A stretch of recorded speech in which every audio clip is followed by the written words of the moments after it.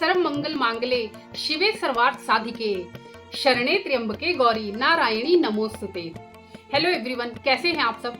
सबसे पहले तो आप सभी को नवरात्रि की हार्दिक शुभकामनाएं। नवरात्रि सिर्फ एक त्योहार नहीं है, बल्कि ये एक आध्यात्मिक सफर है, मतलब देवी माँ की शक्ति से जुड़ने का एक अनोखा मौका। तो हम आज बात करेंगे कि कैसे इन 9 दिनों में आप देवी माँ की शक्तियों से जुड़ सकते हैं और अपने जीवन में बदलाव ला सकते हैं, क्योंकि नवरात्रि का ये समय बहुत ही स्पेशल होता है। अश्विन मास में जब शुक्ल पक्ष शुरू होता है तब नवरात्रि शुरू होते हैं और पूरे 12 महीनों में अश्विन मास ही ऐसा मास है जिसमें कि पहले आधा महीना हम अपने पितरों को याद करते हैं और बाकी के आधे महीने हम नवरात्रि सहित अलग अलग त्योहारों को मनाते हैं। आप कुछ इस तरह से समझिए, ये बिल्कुल ऐसे है जैसे कि हम पहले किसी पात्र को साफ करते हैं और अपनी जड़ों को मजबूत करते हैं, ये पितृपक्ष है, और फिर उसी पात्र को माँ की कृपा से भरते हैं, मतलब अपनी जिंदगी रूपी पात्र को देवी माँ की कृपा से भरते हैं। नवरात्रों के पीछे 2 मुख्य कहानियां हैं। पहली कहानी है महिषासुर राक्षस की। उसने तीनों लोगों पर बहुत ज्यादा उत्पात मचा रखा था, क्योंकि उसे ब्रह्मा जी से वरदान प्राप्त था कि उसे कोई भी देवता, मनुष्य या असुर मार नहीं सकता, केवल एक स्त्री ही उसे मार सकती है। तो सभी देवताओं ने अपनी शक्तियां देखकर माँ दुर्गा को सशक्त किया और माँ ने 9 दिन तक उससे युद्ध करके 10वें दिन महिषासुर का वध कर दिया। तो ये थी पहली कहानी। और दूसरी कहानी जो इससे जुड़ी हुई है वो है भगवान राम की। भगवान राम ने 9 दिन तक नवरात्रि में माँ दुर्गा की पूजा अर्चना की और 10वें दिन रावण का वध किया। इन दोनों कहानियों में एक चीज कॉमन है, वो ये कि ये हमें सिखाती है कि हमें कैसे अपने अंदर की बुराइयों जैसे कि काम, क्रोध, लोभ, वासना इत्यादि को खत्म करना है। ये हमें एक और चीज सिखाती है कि जो नवरात्रि का समय है वो अपने अंदर के गुणों, अपने अंदर की अच्छाइयों का वापस पाने का समय है। जैसा कि हम सब जानते हैं कि नवरात्रि में व्रत का प्रावधान है, और व्रत करने का एक साइंटिफिक रीजन भी मैं आपको बताती हूँ। क्योंकि नवरात्रि साल में 2 बार आती है और दोनों ही समय मौसम बदलता है, तो उसकी वजह से हमारी इम्यूनिटी थोड़ी सी वीक हो गई होती है, और क्योंकि बैक्टीरियल इन्फेक्शन के कारण अन्न भी कई बार दूषित हो जाता है, तो उसके कारण जो है वो हमें फलाहार लेना ज्यादा सही रहता है, क्योंकि फलाहार से हमारी बॉडी डिटॉक्सिफाई होती है और हमारी जो रोग प्रतिरोधक क्षमता है वो भी बढ़ती है।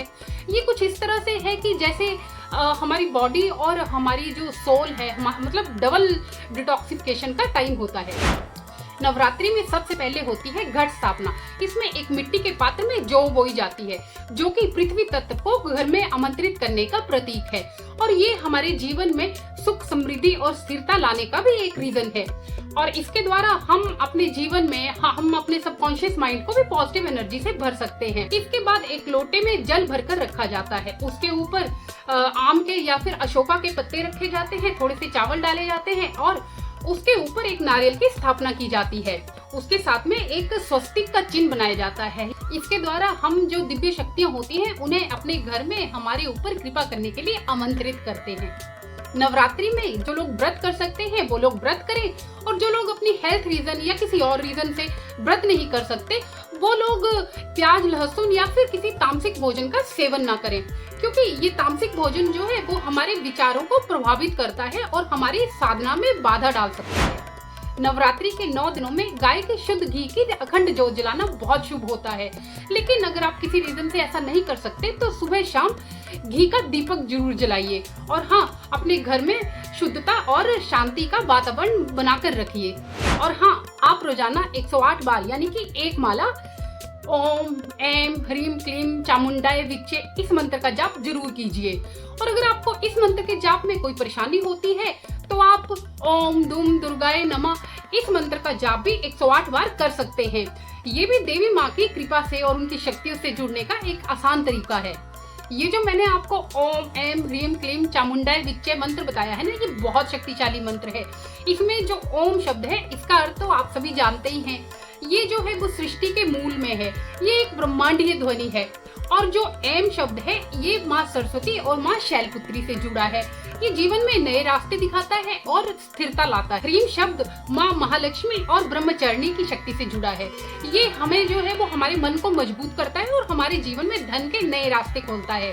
और जो क्लीं शब्द है ये माँ महाकाली और माँ चंद्रघटा की शक्ति से जुड़ा है। ये हमारे जीवन में जो है वो सुरक्षा प्रदान करता है और हमारी इच्छा शक्ति को पूरा करता है। और फिर चामुंडाए, जो कि माँ चामुंडा जिन्होंने चंड मुंड का संहार किया था, उनको समर्पित है और ये हमें सुरक्षा प्रदान करती हैं और हमारे जीवन में जो हमारे आसपास की बुराइयां हैं उनका नाश करके हमें समृद्धि भी प्रदान करती है। उसके बाद अंत में आता है विजय शब्द, जिसका अर्थ है सृष्टि में प्रवेश करने वाली या फिर हमारे लिए कवच का रूप। ये मंत्र इतना शक्तिशाली है कि ये सिर्फ त्रिदेवियों यानी कि माँ सरस्वती, माँ महालक्ष्मी और माँ महाकाली से ही नहीं जुड़ा हुआ है, बल्कि त्रिदेव यानी कि ब्रह्मा, विष्णु और महेश की कृपा भी प्रदान करता है।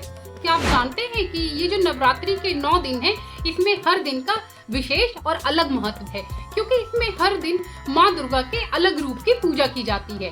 इसमें जो पहला दिन है उसमें माँ शैलपुत्री की पूजा की जाती है, जो कि हमें ऊर्जा, साहस और स्थिरता प्रदान करती है और हमें भूमि संबंधी लाभ भी प्रदान करती है। दूसरे दिन माँ ब्रह्मचरणी का पूजन होता है, जो कि हमारे अंदर धैर्य और संयम लाती है। इनसे जो राहु संबंधित दोष है वो भी दूर होते हैं और हमें जो है वो आध्यात्मिक उन्नति भी प्राप्त होती है। तीसरे दिन माँ चंद्रघटा की पूजा की जाती है, जो कि हमें मानसिक शांति और भय से मुक्ति दिलाती है।